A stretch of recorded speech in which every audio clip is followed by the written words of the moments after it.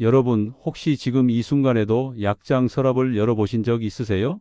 하얀 병들이 쭉 늘어서 있고 매일 아침 한두 개씩 챙겨 드시는 그런 광경 말이에요. 저희가 만난 시니어 분들 대부분이 이렇게 말씀하세요. 건강이 최고의 자산이잖아. 그래서 챙겨 먹는 거야. 정말 맞는 말씀입니다. 심장도 지키고 뼈도 튼튼하게. 우리의 노후를 위한 정성 어린 선택이죠. 그런데 여기 우리가 알아야 할 아주 중요한 이야기가 있습니다. 그 약들이 함께 먹으면 오히려 독이 될 수 있다는 사실입니다. 실제로 약국에 가보면 약사 선생님들이 가장 많이 걱정하는 게 뭘까요? 바로 약과 영양제를 잘못 섞어 먹는 경우입니다. 예를 들어볼까요? 피를 맑게 해주는 약을 드시면서 동시에 오메가3를 많이 챙기신 분, 혈압약을 드시면서 무염소금을 애써 찾아 드신 분, 갑상선 약을 드시면서 칼슘제를 같은 시간에 챙기신 분들, 이 분들이 한 가지 공통점이 있습니다. 모두 좋은 의도로 건강을 챙기고 있었다는 것입니다. 그런데 그 조합이 정말 위험한 결과를 만들 수 있다는 걸 아무도 말해주지 않았어요. 오늘 저희 인생이막 살롱은 약사 선생님들과 의사 선생님들이 가장 걱정하는 시니어 최악의 약 조합 3가지를 공개합니다. 그리고 각각을 어떻게 피할 수 있는지, 어떤 증상이 나타나면 위험한 신호인지 쉽게 알려드릴 거예요. 이 영상을 끝까지 보시고 지금 당장 여러분의 약장을 점검해 보세요. 혹시 모르니까요. 이 영상을 끝까지 보시면 조심해야 하는 이유와 어떻게 복용해야 하는지 방법도 아시게 될 겁니다. 구독과 좋아요로 응원해 주세요. 위험 조합 첫째, 피가 자꾸 나는 위험. 혈액 맑게 하는 약 오메가3 많이 먹기.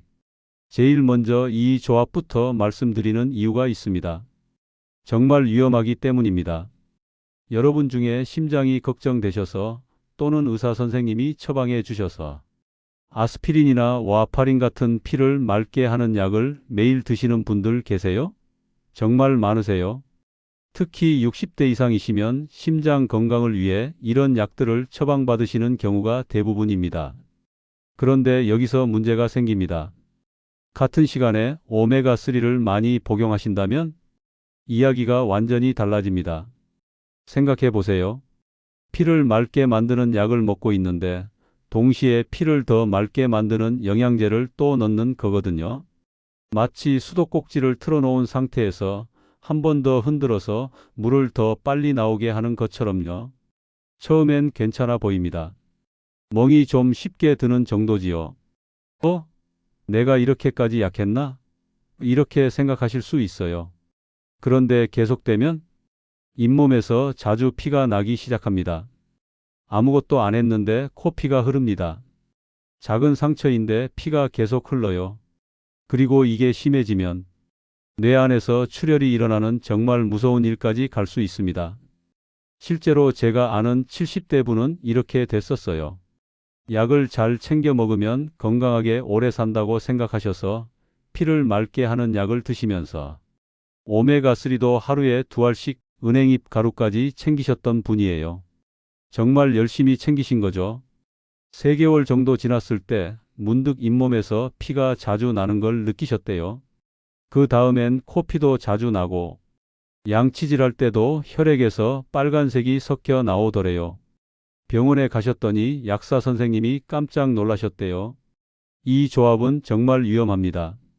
지금 당장 조정하셔야 합니다. 하면서요. 그분은 정말 운이 좋으셨어요. 뇌에서 큰 출혈로까지 가지 않았으니까요. 그래서 저희가 강조하는 겁니다. 피를 맑게 하는 약을 드시면 오메가3는 많이 드시면 안 된다는 걸요. 그럼 어떻게 해야 할까요? 첫 번째, 확인하세요. 지금 여러분이 드시는 약 중에 피를 맑게 하는 약이 있는지 꼭 확인해 보세요. 약 봉투나 처방전을 다시 한번 봐보세요. 와파린, 아스피린, 클로피도그렐, 프라닥사 같은 이름이 있으신가요? 이런 약들이 그런 약들입니다. 의사 선생님이 피를 맑게 하는 약이라고 설명해 주셨다면 바로 그겁니다. 만약 이런 약을 드신다면 오메가3는 절대로 많이 드시면 안 됩니다. 작은 병에 담긴 오메가3를 한 번에 하나에서 두 알, 그것도 매일매일 계속 많이 먹는 건 정말 위험해요. 그럼 피순환 좋게 하는 영양제는 아예 못 먹는 건가요? 하실 수 있지만 그건 아닙니다. 대신 이렇게 하세요. 피를 맑게 하는 약을 드신다면 오메가3 같은 피 맑게 하는 영양제보다는 항산화라고 불리는 다른 영양제들을 고르세요. 비타민 C, 루테인 같은 것들이죠.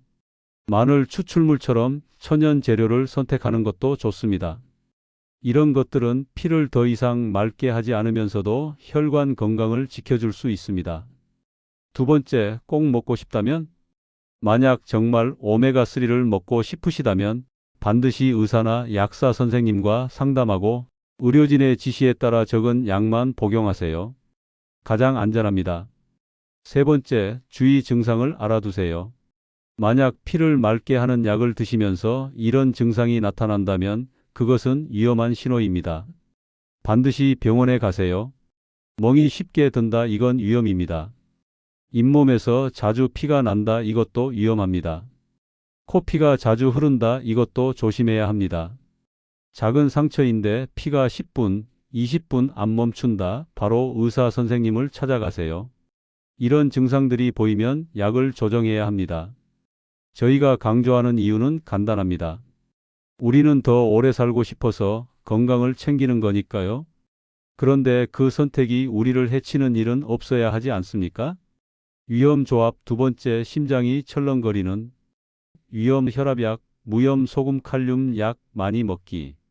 이제 두 번째 조합으로 넘어가겠습니다. 혈압이 높아서 약을 드시는 분들 정말 많으시죠? 우리나라 60대 이상의 절반 이상이 혈압약을 복용 중입니다. 거의 모든 분들이 드신다고 봐도 돼요. 그런데 여기서 또 다른 함정이 있습니다. 혹시 이런 생각해 보셨나요?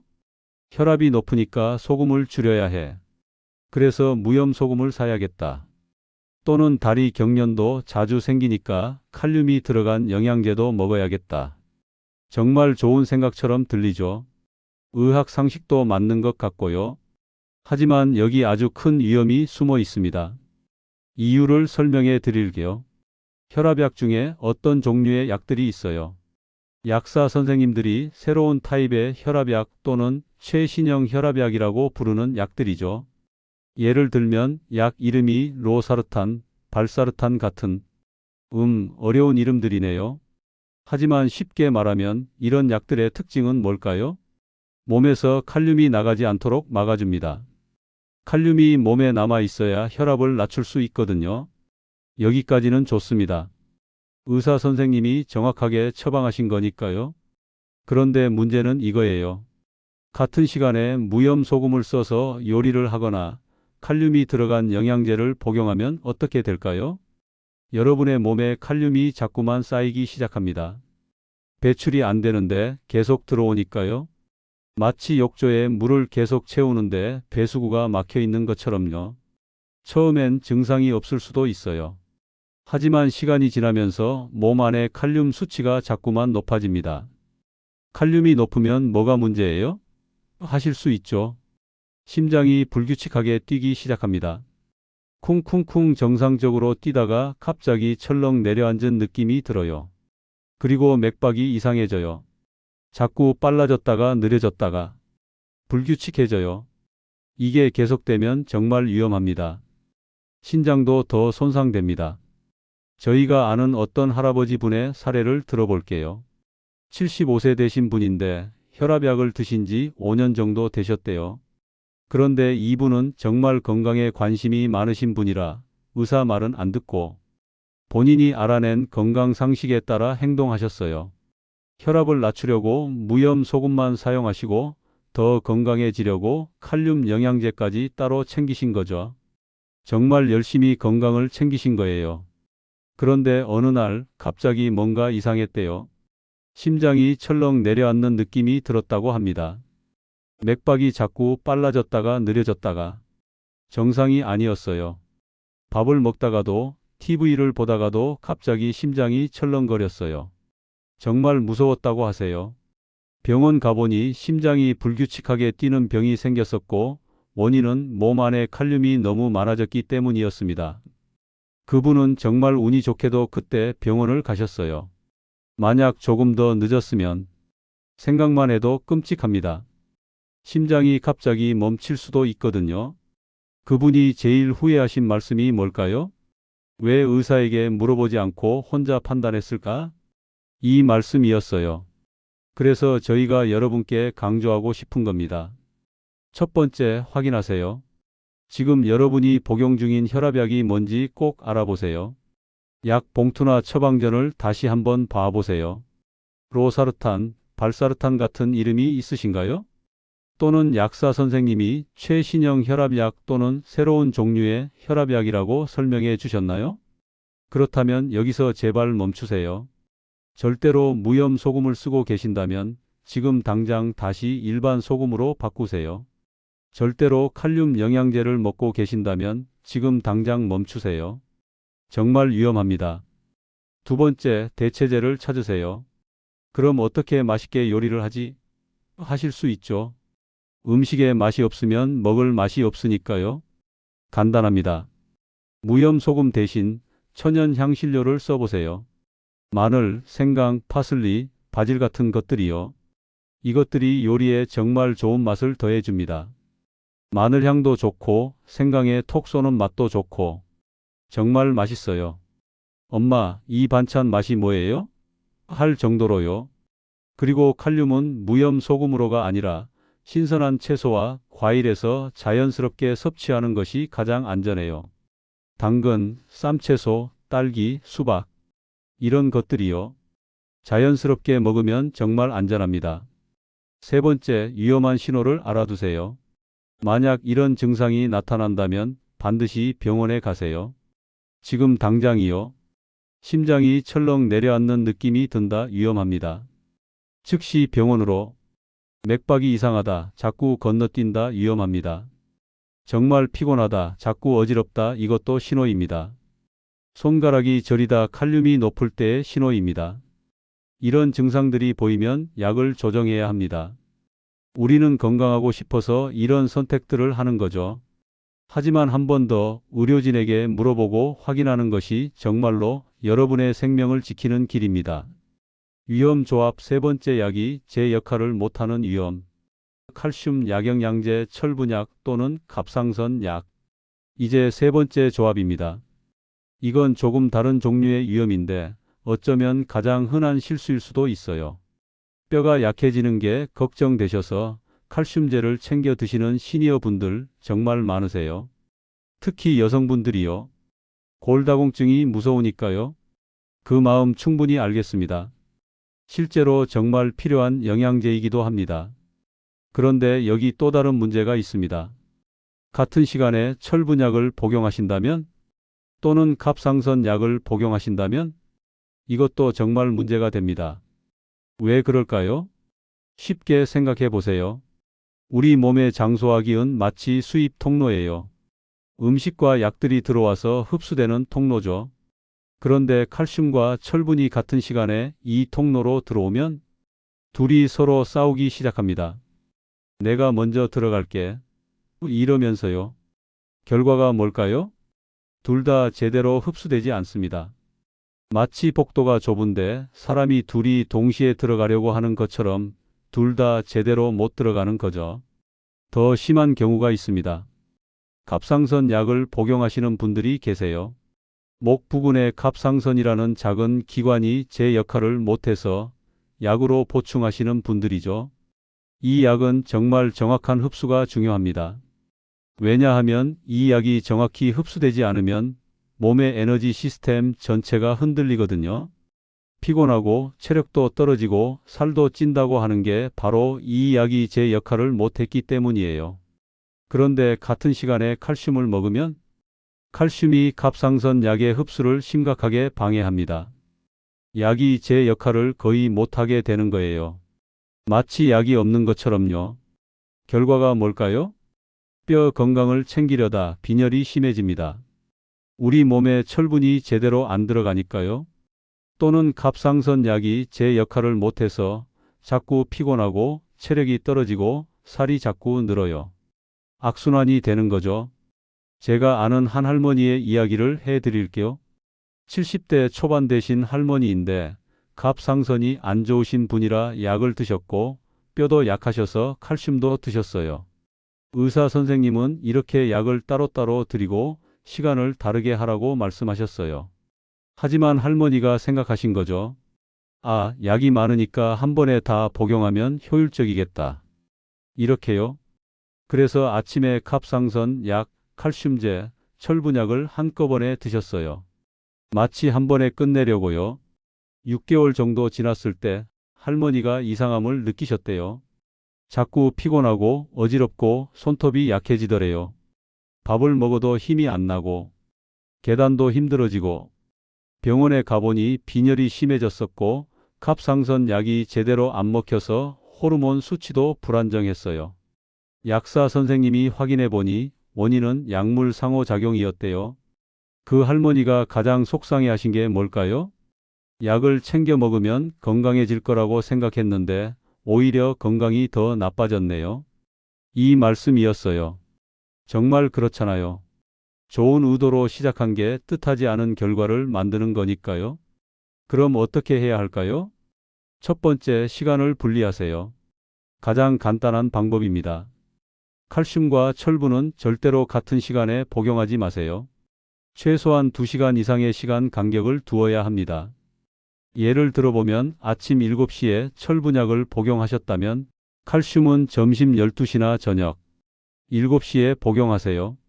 간단하죠? 2시간이면 충분해요? 네, 충분합니다. 오히려 2시간이면 넉넉한 정도예요. 두 번째, 갑상선 약이 있다면 더욱 신경 쓰세요. 갑상선 약은 정말 특별합니다. 이 약은 꼭 아침 일찍 아무것도 안 먹은 상태에서 복용해야 합니다. 그냥 물로만 마셔야 해요. 밥을 먹거나 다른 약을 함께 먹으면 안 됩니다. 예를 들면 아침 6시 반에 일어나셨어요. 그럼 바로 갑상선 약을 물로 마셔요. 그 다음에 최소 30분을 기다린 후에 아침밥을 드세요. 그리고 칼슘제는 점심 먹은 후에 복용하세요. 충분히 떨어져 있으니까요. 세 번째, 약을 복용하는 시간표를 만드세요. 약을 정확히 챙겨 먹는 것만큼 어떤 시간에 뭘 먹는지도 중요합니다. 종이에 써서 냉장고에 붙여 놓으세요. 예를 들면 오전 6시 30분 갑상선, 약 공복, 물로만 오전 7시 아침밥 오후, 12시 30분 철분약 점심 30분 후, 저녁 8시 칼슘약 또는 자기 전. 이렇게 말이죠. 가족분들도 알 수 있도록 써놔두면 혹시라도 물어볼 때 도움이 됩니다. 저희가 이 영상에서 강조하고 싶은 핵심이 있습니다. 약을 복용하는 시간을 분리하는 것. 이것이 어쩌면 가장 간단하면서도 가장 효과적인 오래 건강하게 사는 비법일 수도 있다는 겁니다. 왜냐하면 약이 제대로 흡수되고 제 역할을 해야 우리의 건강이 지켜지니까요. 약이 제대로 안 되면 의미가 없는 거거든요. 오늘 저희 인생이막 살롱에서 알려드린 내용들을 한 번 더 정리해 드릴게요. 첫 번째, 피를 맑게 하는 약을 복용 중이시라면 오메가3나 은행잎 가루를 많이 드시면 안 됩니다. 피가 자꾸 날 수 있거든요. 대신 비타민 C나 마늘 같은 다른 것들로 바꾸세요. 두 번째, 혈압약을 복용 중이시라면 무염 소금이나 칼륨 약을 먹으면 안 됩니다. 심장이 철렁거릴 수 있거든요. 대신 마늘, 생강 같은 향신료로 맛을 더해 보세요. 세 번째, 칼슘을 복용하신다면 철분약이나 갑상선 약과는 최소 2시간 떨어져서 드세요. 시간표를 만들어서 관리하는 것이 가장 안전합니다. 여러분, 혹시 이렇게 생각하실 수도 있어요. 이런 것도 다 신경 써야 하나? 맞습니다. 신경 써야 합니다. 왜냐하면 우리는 더 오래 건강하게 살고 싶으니까요. 그리고 그런 작은 선택들, 작은 주의들이 모여서 우리의 노후를 결정하거든요. 가장 중요한 조언은 이겁니다. 지금 여러분이 복용 중인 모든 약과 영양제의 목록을 만드세요. 약 봉투, 병 라벨 다 확인해서요. 약국 처방전도 모아두세요. 그리고 그 목록을 가지고 담당 의사나 약사 선생님을 찾아가세요. 제가 이런 약들과 영양제들을 복용하고 있습니다. 함께 먹어도 괜찮을까요? 시간을 어떻게 해야 하나요? 이렇게 물어보세요. 그것이 정말 확실한 안전책입니다. 우리의 건강은 우리 스스로 지키는 것부터 시작됩니다. 하지만 전문가의 도움을 받으면서 지키는 게 가장 현명한 방법입니다. 약사 선생님, 의사 선생님들은 여러분의 건강을 위해 항상 준비되어 있어요. 단지 여러분이 물어보기를 기다리고 있을 뿐입니다. 저희 인생이막 살롱은 앞으로도 여러분의 건강한 노후를 위해 정말로 필요한 정보들을 꾸준히 공유하겠습니다. 다음 영상에서는 더 흥미로운 주제를 준비했어요. 의사들이 실제로 매일 먹는 영양제 3가지. 들어보고 싶으신가요? 그들은 광고에 속지 않고 오직 과학 기반의 증거만 믿고 선택한 영양제들을 복용합니다. 정말 궁금하지 않으신가요? 그 영상을 놓치지 않으시려면 지금 바로 구독 버튼을 눌러주시고 이 영상에 좋아요도 눌러주세요. 알림 설정도 해주시면 새 영상이 올라올 때 바로 알림을 받으실 수 있어요. 우리 할머니, 할아버지한테도 이 영상을 꼭 봐달라고 말씀해 주세요. 많은 분들이 이 정보를 알았으면 좋겠어요. 저희와 함께 건강하고 행복한 인생 2막을 만들어 가세요. 감사합니다.